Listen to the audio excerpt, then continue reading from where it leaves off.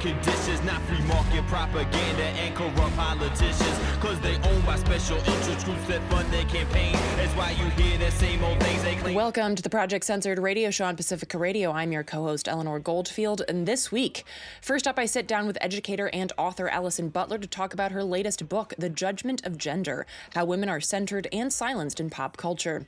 Allison dissects this seeming contradiction of both centering and silencing women. We dive into some history to orient us in the present, consider the intersections of womanhood, the women in service to patriarchy, and more. Next up, Dr. Shir Hever comes back on the show, this time to give us a perspective on the war in Iran that you won't likely hear, even in alternative and independent media. Shir prompts us to consider what the actual goals of the war are, through understanding modern warfare, the U.S.-Israeli relationship, and the paradoxical stability of totalitarianism staring at us from this current apocalyptic war. All this and more coming up this week on Project Censored. Habitualized alibis, skies, and other guys of democracy, politics, and the apocalypse. Got the skies looking ominous.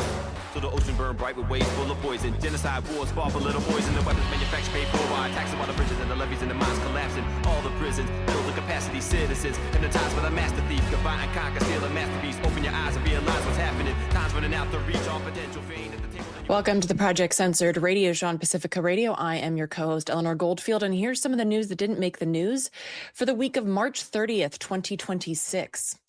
The war on Iran continues with no end in sight, despite Trump's interestingly timed announcements to the contrary. Cough, cough, insider trading.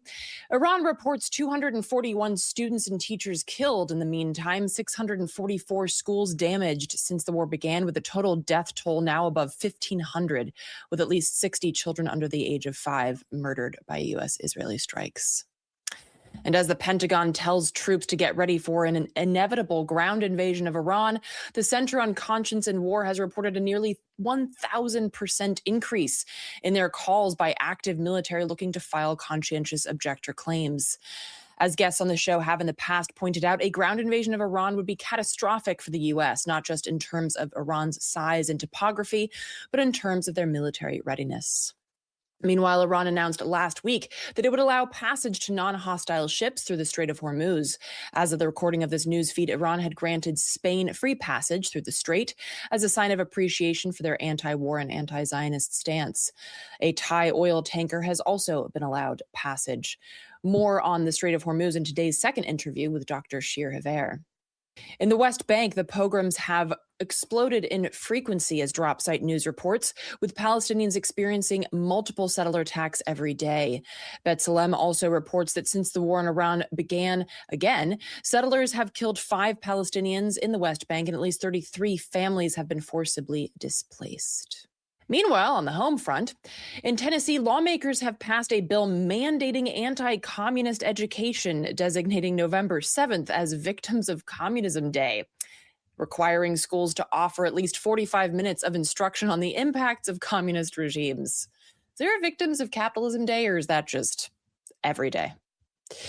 In other local news that has national ramifications, but no one's talking about, a lawsuit filed by a woman in New York City against the NYPD for not protecting or serving found that, well, they don't have to.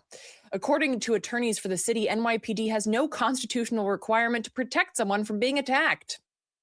Cool. What's your job?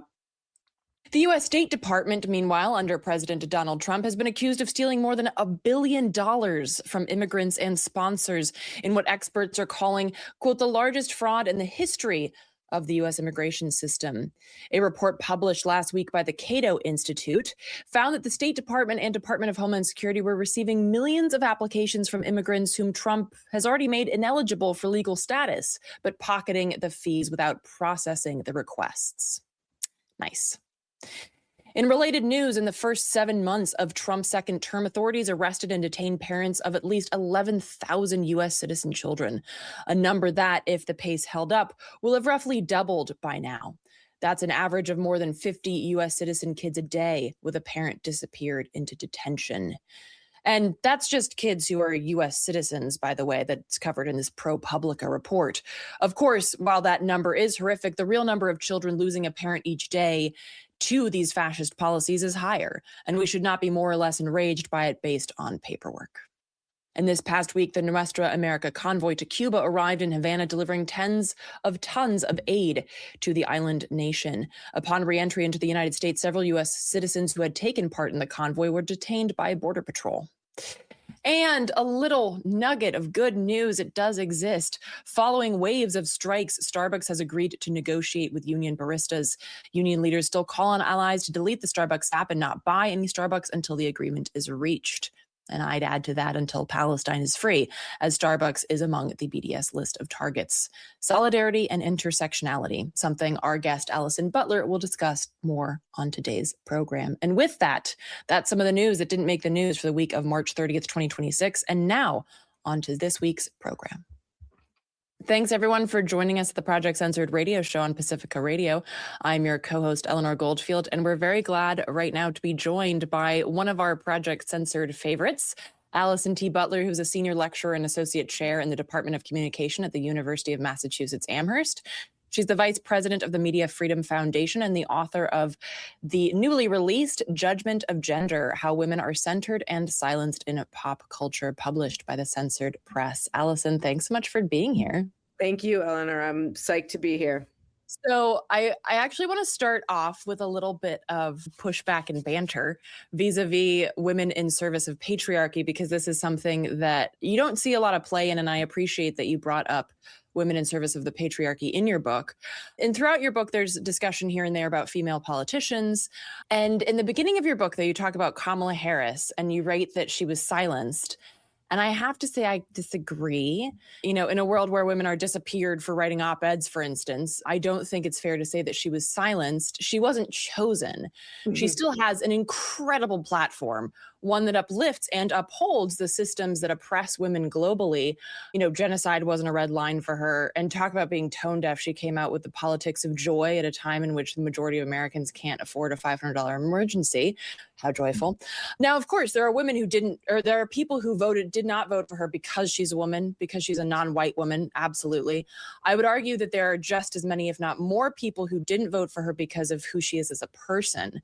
You know, her story is a story of a woman turning her back on feminism, showing that the patriarchy, that women too can uphold systems of misogyny and white supremacy, colonialism and capitalism.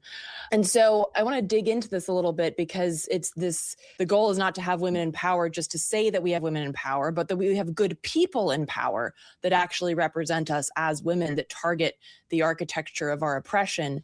So much like how abortion consistently upholds positively with Americans, we can't say that everyone who didn't vote for Kamala has disdain for women or has disdain for non-white women.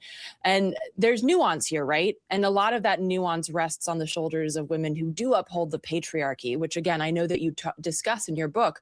So I was wondering if you could speak a little bit to this kind of girl boss framing that we see a lot of, right? This idea that women reaching to the top of patriarchy, the top of these systems of oppression, that this is framed as a win for women. Yeah, absolutely. First of all, I'm super excited to engage in the banter and the pushback, because I think it'll be an opportunity to model the ways in which we as a society and people in conversation can have different opinions about things without actually harming each other, right? I don't disagree with you. I don't think you're right. Kamala Harris has had and remains to have a huge platform. And I do think that she was somebody that on a certain level played the game, as it were, of patriarchy, right? She used some of those tools to her advantage. I think part of my reasoning for saying that she was silenced, and particularly by the presidential election, was the sort of immediate response after 11 o'clock that night at 6 a.m. the next morning, was all the things that she had done wrong. And I'm not here to say that she hadn't done stuff wrong. And there were definitely things about her potential policies that I thought were going to be horrific. And I certainly never believed or vibed with the protest signs that said, if Kamala Harris were president, we'd be at brunch right now.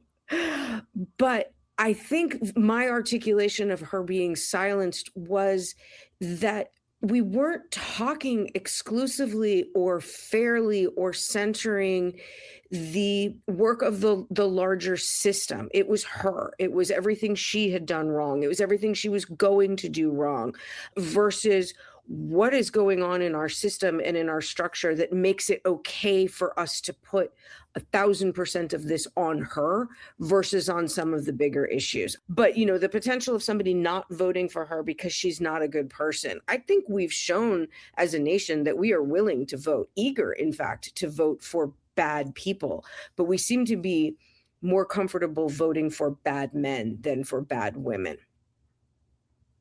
Yeah, I would agree with that. And I don't want this to turn into like an election conversation because, good Lord, we don't need another one of those. But, We do not need the majority of people voted by not voting at all, basically. Correct. And I think that is also super telling and a larger indictment of the larger system, as you pointed out. And with that, a lot of the book, especially obviously in the chapter that mentions this, but sort of, I'd say like implicitly throughout the book, there's the commentary on women in spaces they shouldn't be. And when I read that, I was very quickly reminded of my days fronting a hard rock band and the endless barrage of misogyny and sexual harassment. I remember once going to sound check at a club, and then the bouncer says to me, "Groupies can't come in yet." And I was like, cool. Well, if they show up, I'll let you know, but my band can't sound check without me. And, by the time I'd left LA, I'd been in several separate meetings with record execs being told to stop talking politics and get bigger boobs. So, this is an experience that I think any woman in these spaces that are not meant for us or whatever can speak to. And yet, as you point out in the book, like women are supposed to be in music, but just not the way that you want to show up, right? And there's this constant demand, an ultimatum for women in these spaces: give up your morals or your dreams, because you can't have both. And I was wondering if you could talk a little bit more about this, and then also how this relates inevitably, as you discussed in the following chapter, violence against women. So, yeah, again, like, I think so much of and this kind of goes back to a little bit of our discussion of Kamala Harris, though I agree with you, we shouldn't have this be an election conversation, but it is that tension between the sort of individual and the system, right? And if we look through like the lens of capitalism or through the lens of neoliberalism, certainly through the lens of industrial age or the rise of capitalism, like the propaganda around that, we start to see the ways in which women and men are separated. And I'm using a gender binary here on purpose because of the time that we're talking about, that to construct a workforce that is leaving the home and going to a factory, for example, we have to now have a workforce that does that, right? Which is very different from an agricultural workforce. And so you have to make people different, and patriarchy settled on making women different, right?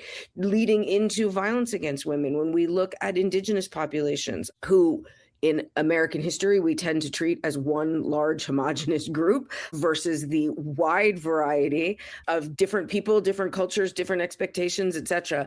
And, some of the stuff that I read, particularly about violence against indigenous women, painted a kind of interesting counter narrative in history that like the colonizers saw how revered women were in multiple indigenous communities. And therefore, the easiest way to destroy that is to destroy its women, right? To destroy the women and to destroy, therefore, by destroying the women, to destroy the potential next generation, right? And so I think we get this way in which we take the structure or the system and then that builds our narrative, and then like sedimentary layers grows over time. So it's shocking that a woman could front a punk rock band or a hardcore band, or that a woman wouldn't be strictly a pop musician there, quote unquote, just singing. I don't want to destroy any of our singer-songwriters by minimizing them. But somehow the idea of attaching an instrument to a woman, a guitar, a drum set, is like, whoa, we can't do that, right? And so when we kind of mix around at those edges, when we push back on that a little bit, if we keep kind of unpeeling it, we can see the sort of systemic way, the structural way that those narratives have been both written and maintained over the generations. So that, younger women today, they are born into thinking that this treatment is normal, and it takes a while to learn how to push back against that. Yeah, and I mean, even just the kind of the framing of like, people say, I don't want patriarchy, I want matriarchy. And the problematic framing of saying, oh, well, then that just means that women are in control and the power dynamic remains the same, but you have women in control. When in reality, if you look historically, like you mentioned, matriarchal societies, it was not this kind of power structure just with women at the top. Matriarchy really meant like looking out for children and the elderly and making sure that people's needs were met. So it is, in fact, not just a flip of the gender at the top. It's an inversion of the entire system, but that speaks so much to our propagandization and the framing that we're programmed with to think, oh, well, matriarchy must just be patriarchy, but with like a woman at the top. No. Yeah, I mean, that's the thing is we have to get outside of, it's so tricky, right? It's so tricky to get outside of the oxygen we breathe. The way in which we live in the world, what our society teaches us to value, we would have to look at it totally differently, right? I'll give a completely non-gendered example here. It's something I just learned last week, but it's been running around in my brain. I was learning about saguaro cactus last week, and they're fascinating. I mean, talk about living in a hostile environment, right? And one of the things that the native populations of the Sonoran Desert, their traditions are to let the animals feed off the cactus first, right? It's the way more cacti are getting made. It's their nutrition, etc. It is to decenter the human and to look at things differently, right? It is to have a respect for the fact that we are all kind of in this together. Matriarchy is not flipping the script. It's saying, we got to look at things differently. We don't need to be the center of it, or we need to centralize other types of relationships, right? When we think about our kind of Judeo-Christian nuclear family, and then we tend to put our old folks in homes, what if we had a different structure of the family where we did have aunts and uncles and cousins and brothers and sisters and grandparents and babies, and we were all kind of collectively caring for each other? That's what matriarchy is not asking us to flip it over. It's asking us to kind of twist it around, if I can butcher the metaphor a little bit, and to say, yeah, no, we just got to look at this really differently, and to maybe decenter ourselves as a way of recentering humanity. Yeah, absolutely. And I just want to remind listeners that you're tuned to the Project Censored radio show on Pacifica Radio, and I am your co-host, Eleanor Goldfield, and I am speaking now to Allison Butler about her latest book, The Judgment of Gender, How Women Are Centered and Silenced in Pop Culture. And with that kind of recognizing the different relationships and the myriad, something that you also point out are the intersections of womanhood. You know, womanhood is not monolithic. It's not monolithic experience, and it's not monolithic in how it's silenced or oppressed. And in the book, you talk about Anita Hill, and you quote her when she was speaking of the sexual harassment she experienced with then and current Supreme Court Justice Clarence Thomas. Anita Hill said, quote, "We were all roughly the same age at the time of the incidents, all younger than Thomas." And she is speaking about, again, Clarence Thomas. "We were all single women and thus could be easily viewed as vulnerable. We were all from Southern or rural backgrounds with relatively few connections to power in Washington, and we were all Black," end quote. So I was wondering if you could talk about, because she just mentioned obviously several intersections of womanhood there. And I was wondering if you could talk a little bit about how these intersections can then also be weaponized against women, including by other women. Yeah, absolutely. I mean, I think, we can start with what it means to be young. So therefore, you don't really know what it is that you're doing or how to operate in the world. We can certainly look at class. It is very easy to blame the poor for decisions that they make because they are poor, and they are poor because they are not working hard enough, which is categorically false, right? It is very easy to blame people of color, largely because of systemic and historical racism, and then attach their what has been determined to be inappropriate behavior to their race or ethnicity. We can certainly, my goodness, we can certainly attach it to geography, right? I mean, when we think about the ways our country has kind of like the elite and intellectual Northeast and the sort of backwards South, right? And so now you put that all together. You have a Black, Southern, rural woman who's, any woman who is unmarried or partnered is somehow threatening or dangerous, right? And she operates in a really tricky bind by being unmarried or unpartnered, because she's either frigid and unavailable and cold, or she's overly sexually promiscuous. You can do no right, right? There's no way. So once you start to add all of these up together, it is an impossible bind to be in. That's part of the motivation for this work, is to say, let's start by exploring that. Let's start by exploring some of these ways that women have been boxed in, and see if we can maybe make some change, make it a little bit different. Revisit it too, for the women who this is, Anita Hill's struggles. I'm not saying she doesn't have them these days. Again, parasocial relationship, but those struggles are somewhat in the past. They are certainly lived today, but how can we learn from that to maybe do better and be more thorough and be more understanding in our future conversations?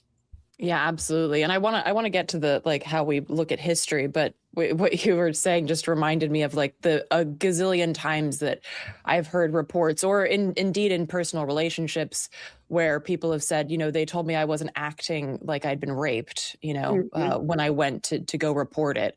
Mm-hmm. Oh, I'm sorry. What's the correct way to act? If you're too antsy, well, then it looks like you're not sure of your story. And if you're too calm, well, then you clearly can't be that calm after you've been raped. It's like you literally can't win. And it also reminds me, and I'm obviously not comparing the plight of Palestinians to women in the United States, but it speaks to this kind of dehumanization. You can't be the perfect victim. There's no such thing. No matter how you respond, no matter how you react, if you react, there is no appropriate way to move through those spaces, particularly in the case of violence against women.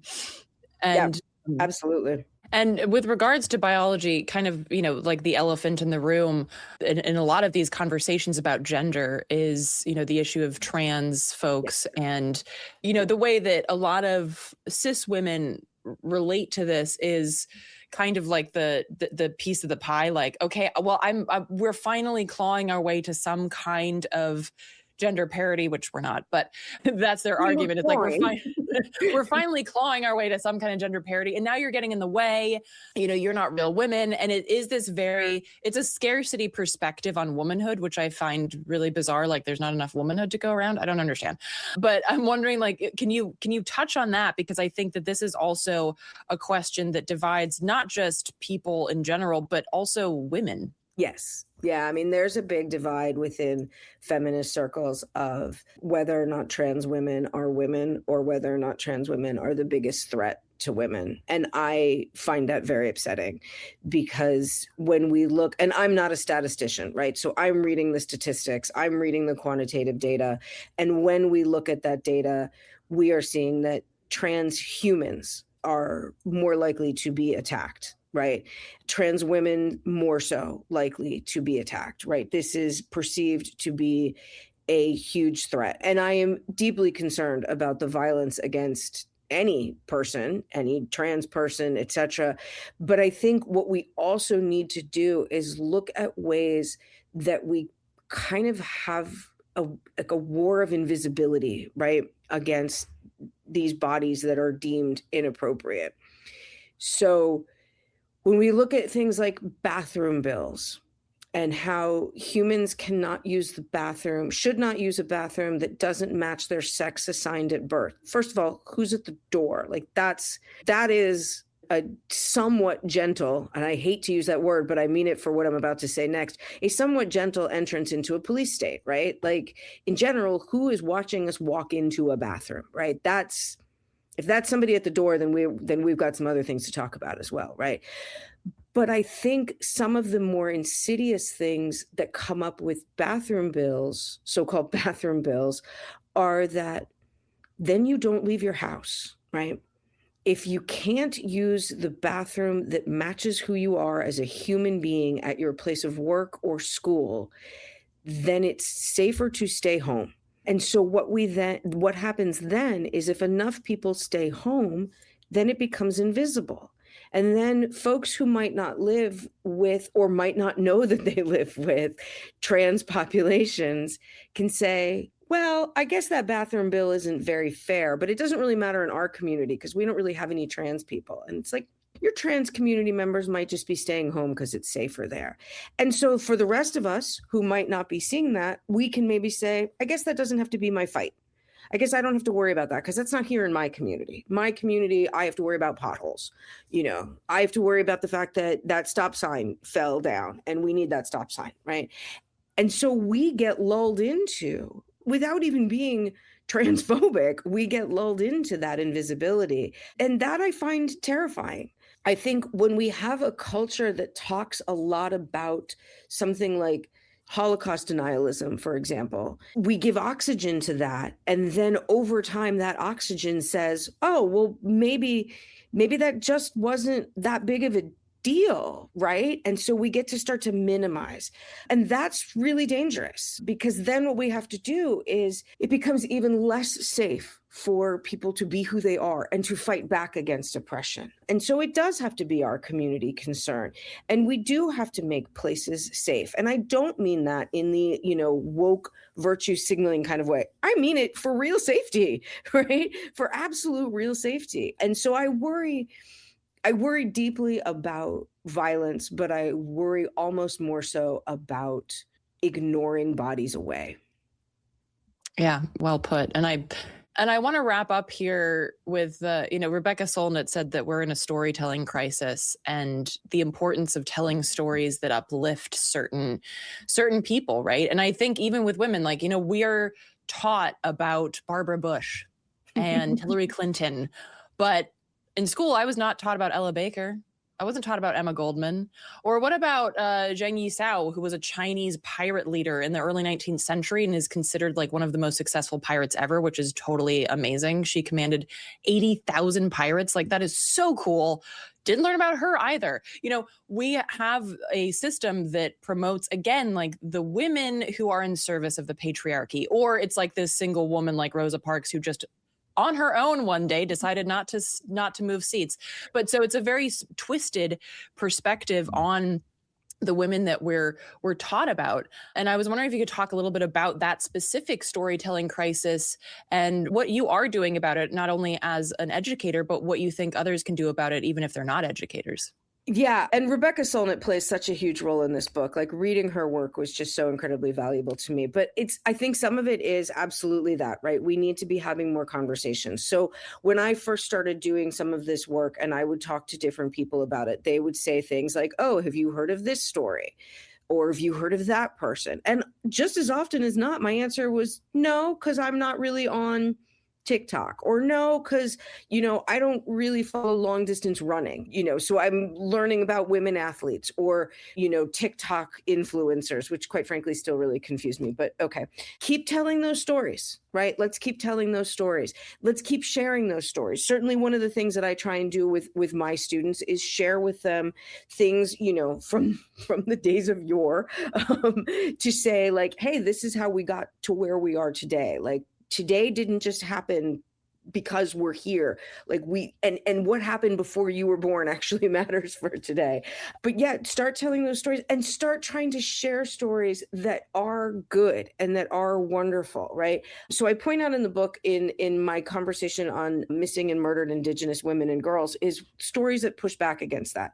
Let's start telling good stories too, because there is good out there. There are ways to, what we were saying earlier, like, women are kind of clawing their way. Yes, we got a long way to go, but let's also tell some of the great stories too. Like, let's tell some of the successes. Let's still tell some of the fun stuff. And as we do that, talk about how complex and complicated we all can be. And I think if we can start doing that with each other, if we can start doing that in community, we do a few things at once. One, we push back against the siloification of our current media. Like, it's called social media, but it's anything but social, right? It keeps us alone. It keeps us isolated. Let's kind of try and start telling stories and sharing information so that we're back in community and so that we can kind of push back against that. And then I'd like the extra added bonus of let's tell some good stories about women, right? Let's tell some great stories let's tell some difficult stories too, but let's tell some great stories about women. Let's tell some fun stories. Let's tell stories about women pirates. Absolutely. Yes. There's some really cool female pirates out there, just letting you know. But and I love this too, because this also highlights like an argument that is thrown a lot is like, well, trans women will never know the pain of childbirth or having your period or what. And I'm like, okay, so a lot of cis women don't know what that is either. But also, are we saying that womanhood is just pain? It's like physical pain. That's absurd. That's not how I relate to being a woman, is just being, I'm in so much pain all the time. Like, that's not my womanhood. Right. It's ridiculous. Yeah. Yeah. Lots of people don't know the pain of childbirth for lots of reasons that have nothing to do with being trans. Yeah. And does that make the woman who can't have children for various health reasons less of a woman? Oh my God. Imagine being a woman who desperately wants to have to make a baby and you cannot. And to your point, absolutely shouldn't be defined by their pain. Right. Yeah, it's ridiculous. And like all of the women who don't want kids, like that's not, we're not broodmares. Right. We are not here just for breeding. And yeah, absolutely. Well, Allison, thank you so much. This was a really beautiful conversation. Folks, check out the book. It's called, again, The Judgment of Gender, How Women Are Centered and Silenced in Pop Culture. It's out at the Censored Press, and we'll put a link to that in the show notes. Allison, thanks again. Really appreciate it. Thank you so much, Eleanor.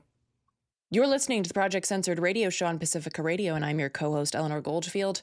And coming up next, I sit down with Dr. Shir Hever, this time to talk about a perspective on the war in Iran that you won't likely hear even in alternative and independent media. That's coming up right now, so please stay with us. Thanks, everyone, for joining us at the Project Censored radio show on Pacifica Radio. I'm your co-host, Eleanor Goldfield, and we're very glad to welcome back to the program Dr. Shir Hever, who's a scholar of Israel's occupation, apartheid, and genocide, born in Israel and now living in Germany. He's the managing director of the Alliance for Justice between Israelis and Palestinians, and his latest book is The Privatization of Israeli Security. Dr. Hever, thanks so much for joining us again. Thanks for having me. Absolutely. And what wild times we live in. And I wanted to have you on today to discuss specifically the remarkably violent flailing that Israel and the U.S. are doing in the region. And here our fearless leaders say that it's a holy war. And this is, of course, nothing new.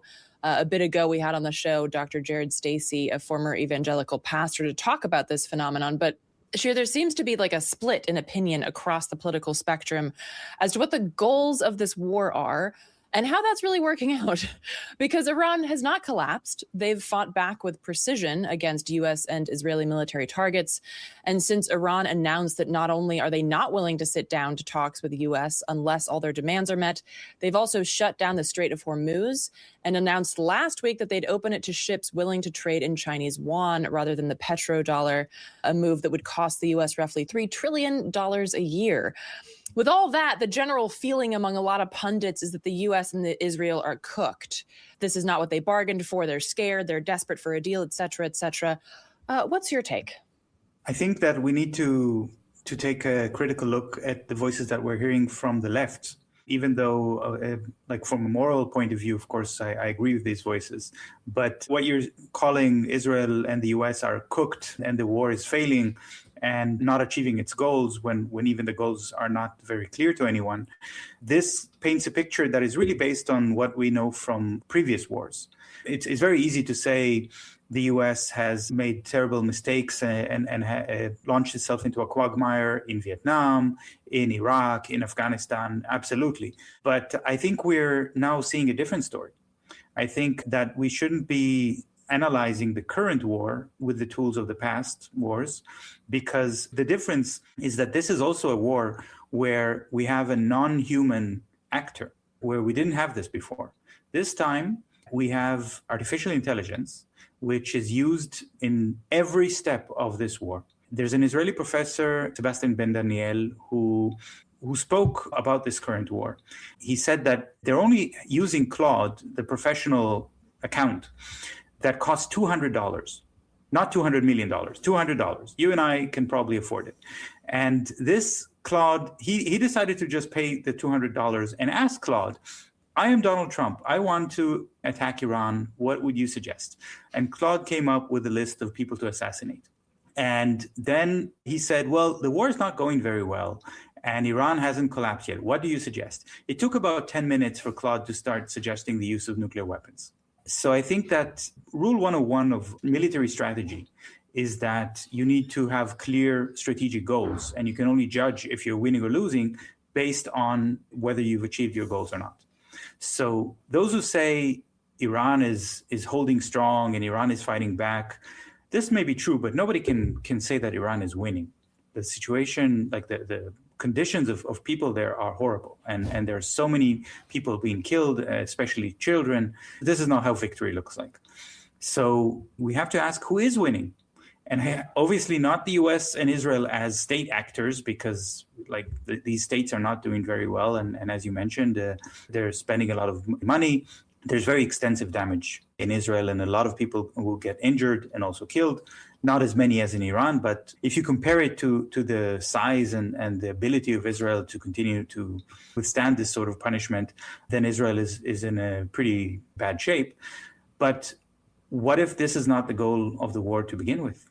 Maybe the real reason that this war is being fought has to do with interests that are not at the level of states at all. One absolute winner from this war is the company Palantir. So why would they be affected by the closing of the Straits of Hormuz? They don't care. But then it begs the question. I mean, of course, it's no secret that the U.S. is a corporatocracy, and yet there is a certain level of self-preservation, right? Like the U.S. is not willing to collapse itself just for Palantir. So, I mean, where would you see that start to get to the point where it's like, actually, we can't take on a $3 trillion a year loss just because of Palantir? I mean, where would you see that starting to come to a head? Well, I think there's something implied in your question, as if the U.S. is a group of people, but that's not the case. The U.S. is an institution. It's a state institution. And you have people in the U.S., human beings who are suffering, and maybe they don't want to see the gas prices and the energy prices skyrocketing, and maybe they don't want to see American soldiers dying, and the war is expanding to more and more countries, and it could reach a level of a world war at some point. So this is not really a war between states. It's a war between the authorities and the people. And the tools by which they are waging this war are not the warplanes and the missiles that are so visible, but more it's about control of information. And I think that we need to understand that what made it possible for Israel to commit genocide in Gaza has been its complete dominance on the field of surveillance and information. And the same tools of facial recognition and spyware and massive data centers with data mining capacity and AI and aggregating the data for the purpose of AI, which is what Palantir is doing. This is the technology that the US has taken to use by ICE against US citizens, and is also using it in Iran. So in the end, the actual weapon that is used to kill is only like the tip of the spear of a very complex war machine. And this war machine is not used by one state against the other, but it's used against people. So many important scholars of surveillance, of warfare, spoke about how dangerous what Israel is doing in the Gaza genocide and the kinds of technologies that they're unleashing and using very irresponsibly. And the world more or less was silent about it. I mean, there were, of course, voices against the atrocities committed by Israel and the violations of international law. And I don't want to make little of those voices, coming mostly from the global south. But I think that the argument that what Israel is now doing to Palestinians in Gaza will threaten each and every one of us in the whole world next is an argument that was not made enough. And now we're really seeing how it's starting to affect more and more people. And it's starting, of course, in the Middle East, but it's growing very fast in every direction. The Philippines announced a state of emergency because of the energy crisis. It's affecting their ability to operate hospitals. Even the Philippines, quite far away, is affected by this war.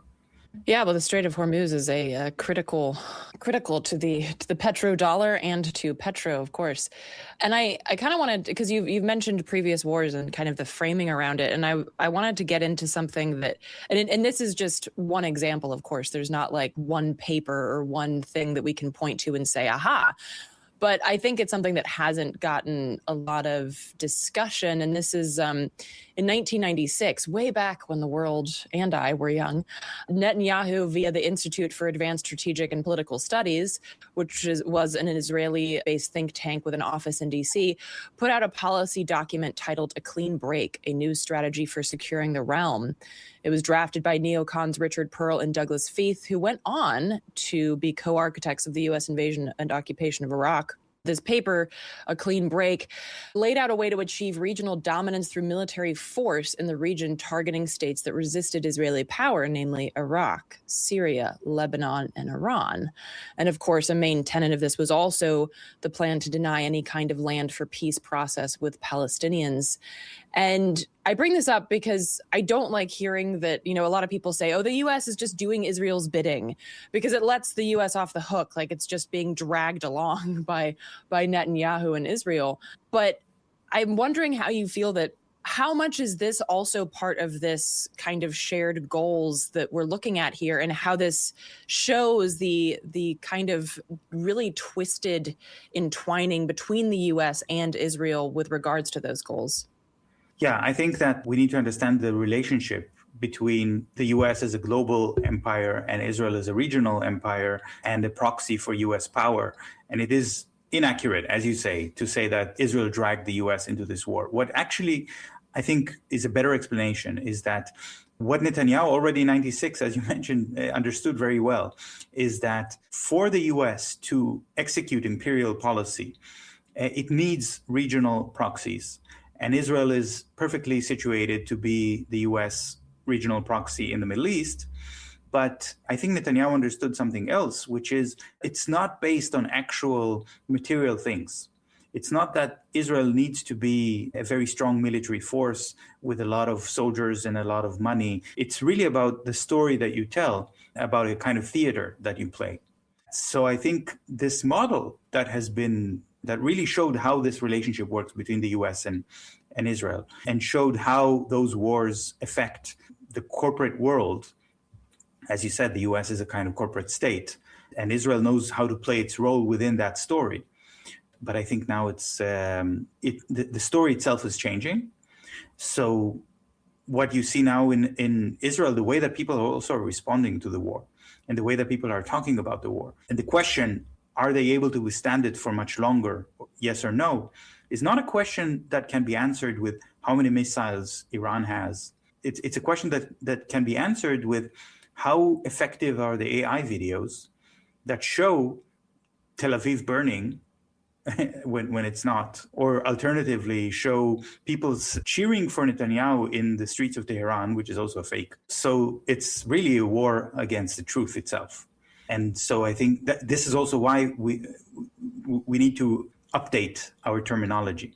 Maybe instead of petrodollar, we need to talk about the info dollar or something like this, like a new kind of corporate power that is driving violence and war. And this is maybe a point I hope I can get across, is how much this is in all of our interest as human beings to make sure that this technology is put under control and not allowed to be used to such a devastating effect. And politicians need to be held to account for using this technology in the same way that we would expect to hold them to account for killing US citizens. Well, and of course, if we're not going to hold our leaders accountable for a genocide, I mean, we're not going to hold them accountable for dropping a few bombs elsewhere in comparison. And just want to remind listeners that you're tuned to the Project Censored radio show on Pacifica Radio, and I'm your co-host, Eleanor Goldfield, and I am speaking to Dr. Shir Hever. When you were speaking, it reminded me of Julian Assange's quote, if wars can be started by lies, they can be ended through truth. And of course, then the question is how to access that truth in a sea of AI-generated videos, and even my feed, which is very curated. I mean, all of our feeds are curated, but even mine, you see people posting like Netanyahu's dead. This, and first of all, my question would be that wouldn't matter. Like Israel would still be an apartheid genocidal state, but also what? Why are we just running around claiming that Netanyahu's dead as if it's very much like, look over here, shiny, shiny. And also, speaking of a redirect here, some folks are saying that a lot of this has to do also with, I mean, because Israel's on so many fronts, I don't know how they keep them straight, but a lot of people are saying that this is also a way to divert attention from not just Gaza, but also the West Bank. And also that's why you'd need control of southern Lebanon to really ramp up and finalize in a sort of dark repeat final solution kind of way, the ethnic cleansing of the West Bank. And Iran has also mentioned that they're fighting also for Palestine. So you need to take out Iran. I'm curious what your thoughts are on how this kind of comes back or also then redirects to occupied Palestine vis-a-vis the West Bank or Gaza. Yeah, well, I think that this is something that during the very long time that Netanyahu was prime minister in Israel and also a prominent politician, it became very clear that the occupation of Palestine is something that is not in the interest of the Israeli economy, that Israel is actually not profiting from this occupation because the cost of maintaining it is so high. And this kind of argument found very eager ears among liberals, economists, neoliberals, and I think the whole Oslo process needs to be understood. The peace process, which was supposed to lead to a Palestinian state but never did, was all framed in this argument that actually Israel needs to end the occupation for its own purposes. And of course, there's a very racist undertone to this because the idea is to segregate people based on their ethnicity. And so Israel can be a Jewish state with a Jewish majority, and it needs to somehow get rid of the Palestinians. But this argument was gradually subverted by another kind of argument, which is, but Israel can use Palestinians as a resource on a global level by turning the occupied territory into a kind of laboratory for technology of oppression and testing those oppressive technologies on Palestinians. And then the question is, what will other countries do? The EU said many times that they want to respect international law and human rights, but at the same time, they went and bought those tools of oppression from Israel all the time. There's a quote from a former Israeli defense minister, Yoav Gallant, the one who is now facing an arrest warrant by the International Criminal Court. But back in 2013, he said, those Western countries are hypocritical because they criticize us, what we do in Gaza, but at the same time, they come and buy our technologies. And I think that this is exactly what Trump, from the beginning, he was very open about this. Already in 2016, when he was running for president the first time, he said, we need to do in the inner cities what Israel is doing. So to turn the inner cities, which I'm sure your listeners know is a code for African Americans and people of color, and treat them the way that Israel treats Palestinians. So Netanyahu knows as long as the US is going to support Israel and give Israel military support, it doesn't matter if life for Israelis becomes unbearable. So this is the point. And yeah, on February 28th, when Israel attacked Iran, it also immediately closed all the the passageways into Gaza and prevented food, medicine to reach the people in Gaza in an attempt to starve and kill the people there. And at the same time, the pogroms in the West Bank are intensifying. And yes, Israel is also now attacking Lebanon very viciously. There was a recent article in Middle East Eye by Anthony Lowenstein who wrote, quote, Israelis are addicted to war, sold on the lie that just one more conflict will bring them security. No war in Israel's history except for the first brought it a long-term achievement. An Israeli journalist, Gideon Levy, wrote in Haaretz, quote, none, zero. Most were wars of choice, and the choice to embark on them was always the worst. And he points out that there's been unanimous backing, basically, for the genocide in Gaza and the ethnic cleansing in the West Bank. Dissent is very rare. Endorsing Jewish supremacy as the law of the land. And a recent polling also showed that first-time voters in Israel, those that will be voting in the upcoming election, are some of the most hard right ever polled. And so it's clear that, as you pointed out, like, Israel's not doing well, like their economy's not doing well. They're currently being bombed because of what their government is doing. And yet there just seems to be this continuous rah, we're the best and we're the chosen people and everything's great. I mean, is that like basically like an accurate depiction of the situation there? And is there any sense that things could start crumbling to the point where people in Israel would go, wait, this is ridiculous. What are we doing? Well, I do tend to agree with Anthony with almost everything he says and writes, but I don't completely agree with the picture that he's drawing, because what he's also doing here is exactly what many are doing now, which is to look at the current war with the eyes of the former wars. He's correct that all the wars in Israel's history have made people more miserable, including the Israelis. This is true, but are these wars fought for the people? I don't think so. And I want to point out also from a military point of view that when Israel embarked on the genocide in Gaza, they officially said that their purpose is to destroy Hamas. And they made it very clear that they want to assassinate the leaders of Hamas one by one. Gaza is tiny. Yeah, it's smaller than Rhode Island. And they failed to assassinate those people for a very long time. They did eventually, but it took them more than a year and a half to do it after many failed attempts and a lot of efforts. Now, compare this to the situation in Iran, where the assassinations were from the very top, from Khamenei and all the way to Larijani, who was assassinated within days after being appointed, so efficient in killing these people. Does that mean that Hamas is stronger than Iran? I don't think so. I think that what it really means is that war has changed on a very deep level. And it's not the same weapons that we think that were used in previous wars, because this is a prime example of what it means to fight with information. Hamas knows that Israel is trying to hack every phone and to surveil through every camera and drone and so on. So they convey information to each other with little handwritten notes and word to mouth information, because that's how you survive in a situation like this.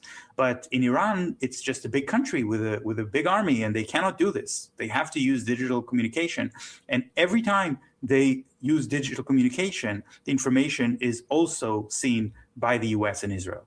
And as we're speaking, Iran is increasing its efforts to try to hack into Israeli cameras and phones as well, in order to target their missiles better, because that's the only way they can answer this. The alternative is to stop functioning as a state and not use any modern communication anymore internally.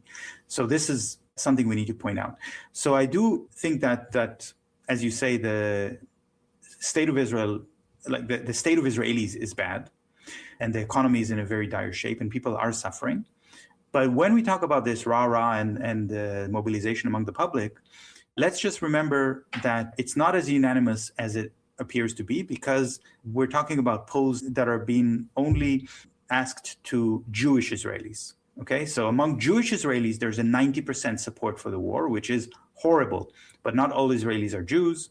This is an apartheid state. And the fact that the polling agencies don't even bother asking non-Jewish citizens is something that we need to always remind people when they talk about this. Like, these people exist. Obviously, they don't support the war. Obviously, they have different opinions, but nobody's asking them. But nevertheless, I do think that Israel has never been on such a level of fascism as it is now. And you asked, what is the moment in which people wake up? And the answer, unfortunately, is that they don't wake up at the same time. Everyone wakes up in their own individual moment, because also the way that news work and communication works, when people use social media, the algorithm curates what you're reading to you personally, individually. So the moment of a realization comes at a different time to every person, which means that those who realize, oh no, Israel is really driving itself off a cliff and the future is very grim, and I need to save my family and get the hell out of here. Those people who come to this realization are extremely lonely. They're not a big group, waking up at the same time.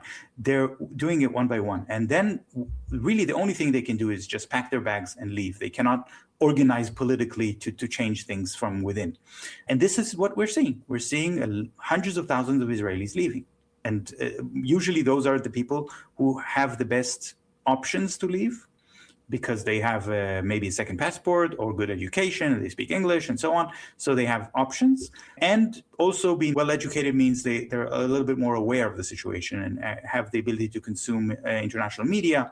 So they're also leaving earlier. Like medical doctors, for example, are leaving in such large numbers that there is really a health crisis in Israel, especially in mental health. And of course, it makes things even worse for those who stay. Yeah, well, I'd say there's a crisis in mental health in Israel in general. And I mean, kind of wrapping up here, the question then with if we're understanding this different framing of goals and objectives, like how long does this go on for? I mean, at what point are you kings of a graveyard enough and have all of the information, all of the surveillance of your graveyard that it's enough? And I know that this is kind of a silly question because it's basically asking, like, when do genociders stop? They don't. They have to be stopped. But, understanding that you don't have a crystal ball, Shir, at what point do you think there will be a turn either towards a nuclear winter or towards some kind of placation? Well, a book that was written 70 years ago called 1984 by George Orwell, which I think people should read it now, even though it's such an old book. And this book describes this dystopian reality in which the government has total control over information. And the television set in every house is looking at you individually at everything that you do or say. So total surveillance. And this dystopian reality described in this book is not being kings of the graveyard, because once enough people are killed with this information superiority, the others are cowed into silence and obedience. And this is the very sad to say stable situation of total surveillance and control by the authorities. And I think this is something that is coming near to us. This is becoming a reality through companies like Palantir. If this is where we're heading, then there is no time where it's going to end. It's going to end only when people organize to resist it and demand the application of individual rights, but of course also international law. I mean, there's a lot more that we can say about this, and a lot more that I think people should look into, not least of all Orwell, of course. But Shir, thank you so much for taking the time to sit down with us and give us a different framing that I think is a very important one and not one that we hear very often. So thank you. Thank you, Elinor. We want to smash, crash, mash, blast the system. We want to get it hype, get it live, get with the mission. We want the crowd loud, fist pumping. That does it for another episode of the Project Censored radio show on Pacifica Radio. I'm your producer and co-host, Eleanor Goldfield, along with my co-host and executive producer, Mickey Huff. For more information about all the things that the project does, from the classroom to the radio waves, please check out projectcensored.org. I'd also like to remind listeners that the views and opinions expressed on this program are those of the guests and hosts and do not necessarily reflect the official policy or position of Project Censored. This broadcast is intended for educational purposes as part of our mission to promote critical media literacy, independent journalism, and civic engagement. We aim to foster thoughtful dialogue and encourage listeners to think critically about the information that they receive from all media sources. Project Censored is a 501c3 nonprofit organization and does not endorse or oppose any candidate for public office. We have a lot of tools, resources, and information over at our website. Again, that's projectcensored.org. Please also follow us on social media at Project Censored. As always, thank you so much for listening, and we'll see you next time.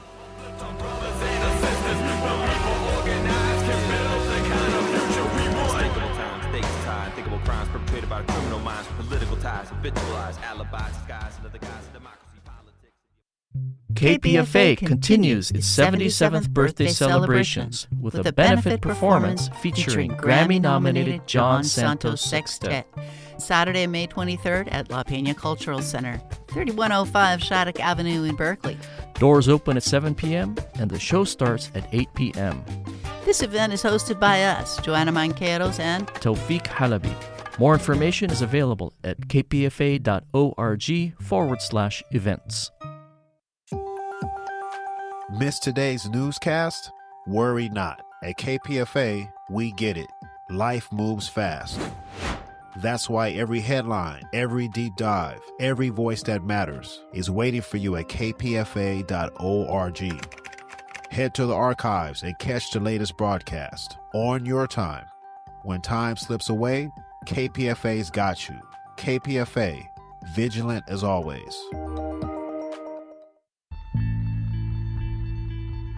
Journalist and former White House press secretary, Bill Moyers. This is the oldest story in America. The struggle to determine whether we, the people, is a spiritual idea embedded in a political reality, one nation, indivisible, or merely a charade masquerading as piety and manipulated by the powerful and privileged to sustain their own way of life at the expense of others. Storytelling for social change. Only on KPFA. And if you don't know, now you know. 94.1 KPFA and 89.3 KPFB in Berkeley, 88.1 KFCF in Fresno, and online everywhere at kpfa.org.